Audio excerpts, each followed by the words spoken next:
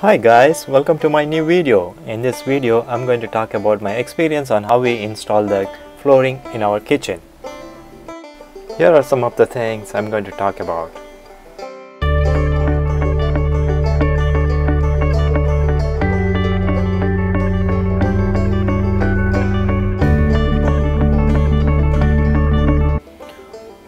Well, the first step is research.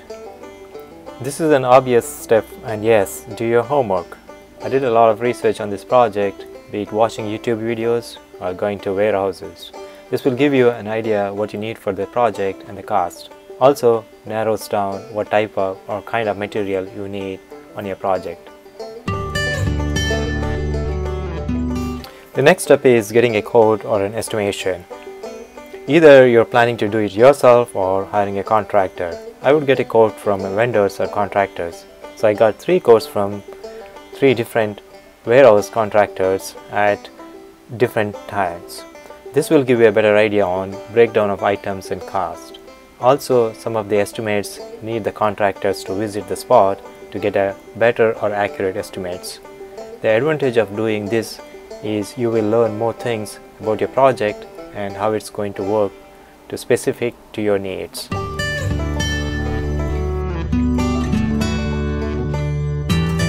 The next important step is decision. We had vinyl tiles before, so I wanted to replace them with laminated wood. It looks simple to install the flooring, but there are many challenges, and I'm going to talk about these challenges at the end of this video. So I decided to go with a warehouse contractor. As I was in the process of executing this project, I hit some roadblocks or uncertainties. For example, appliances are too big to move out of the kitchen, the thickness of the wood could block the door from opening or closing, the floor may not be level, and some other surprises. Since the flooring contractor comes with a limited scope of work and anything else needs to be arranged or available during the time of installation, this will add an additional cost and some headaches. After hearing all these limitations from the contractor, so I decided to cancel the contract and do it my own.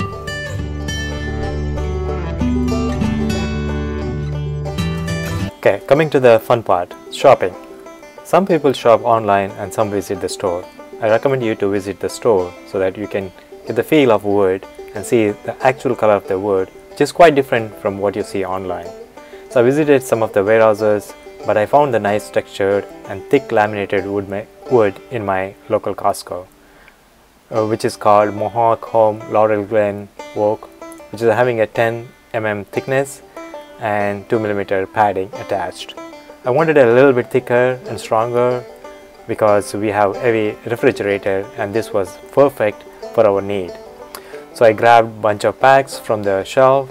Since I know how many I needed, I also brought some additional packs just to make sure they don't run out with the same model, and I can return back to the store if I have an extra packs. Alright, let's get into business. Installation. All you need is some simple tools like measuring tape, handsaw, electric saw, chisel, hammer, wood glue, etc.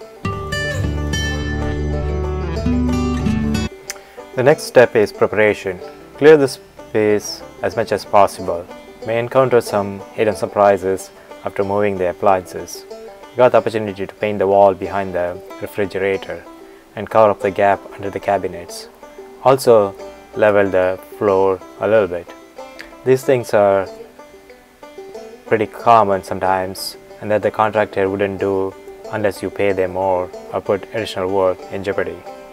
Remove the baseboard from the wall, and also if you have thin layer on the floor cabinets, you may have to remove that. This will help to sit the wood underneath very nicely. Do not pre-cut the wood for the entire flooring project, but measure each length and cut it as you go.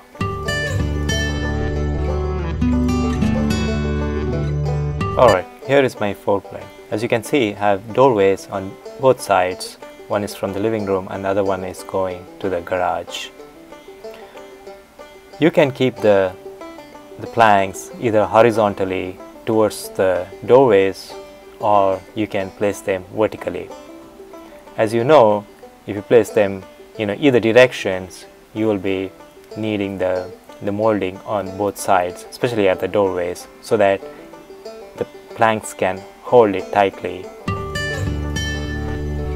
I prefer the horizontal way so that when I put the moldings, it can get a large piece of wood, hold it tightly on either side. Let me talk about the measurement. Let me explain you why measuring is important before installing the wood. You need to make sure that the first lane and the last lane are done properly with enough wood covering. So if you measure the distance between the start and the end lane, you will get an idea how many lanes with full piece of wood will fit. Ending with less than half of the width of the wood piece at the either end will give you less support for the wood to hold on. Let me show you how this works. You have a rectangular or square space, and now you want to place the planks. You place them one by one from the beginning to the end, and this is going to happen. You see, at the end you will left with less than quarter. This is the problem. There is not much enough room for the wood to sit. To solve this problem, all you need to do is measure the width and the length of your area. Now, if you divide the width by the wide of the planks, which will give you number of lanes. Now basically what you're doing is cutting the top wood more than half of the wide length, so that you will get enough room at the end. Let me show you guys how to lock these woods. So I took 3 pieces for here. This is the one piece and another piece. Now we are trying to place this one. So you see there is a bigger tongue and then the smaller tongue on this side. So you place the smaller on top of the bigger one and make sure you align it and just give a push.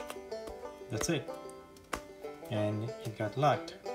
So this is the sideways. So now you need to place the next lane after the previous one. So you basically use the same approach. So you keep the smaller tongue over the bigger one and just take it and just press it. That's it. So if you want to tighten it, what you can do is, let me show you. You take a piece like this and you cut it into half. So that will give you something like this. So you have tongue on the smaller tongue on the one side, and there's pretty flat. You see flat, there's no tongue. So this can be used as a tool to tighten this. So once you have this placed, then what you can do is you can place this piece on top of the wood and get locked, and use a hammer to hit it, and so that this piece gets tightened. And once you have this one, make sure you keep the heavy wood on top of the already laid wood, so that it will sit properly. And you can take this out, use it for the next lane, so on and so forth. Make sure you will leave some space around the walls for the air, so that wood doesn't pop up. Once everything gets locked, this is how it looks like. Also, you might need to cut the bottom of the doorway so that you can push the planks underneath and it can hold tightly. Now we are at the end of the installation and we need to do the molding. The molding is needed to transition through the doorways. It's not easy to get the right type of landing, and you may need more than one to be installed to have a smooth transition between the floors. In my case, I've used 2 different types, one above the other. Once you are done with the molding, you are pretty much end of the project. Put those baseboards back to the wall using glue or nail. Keep some load on the floor so that it can sit tight, Now your new floor is ready.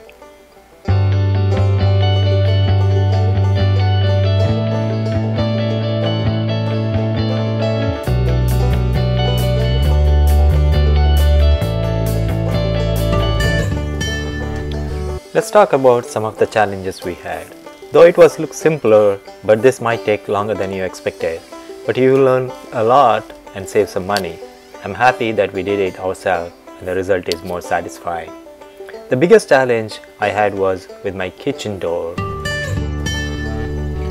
If you have a door and when you place a thicker wood on the floor, you might need to cut the bottom to make some room to open and close the door.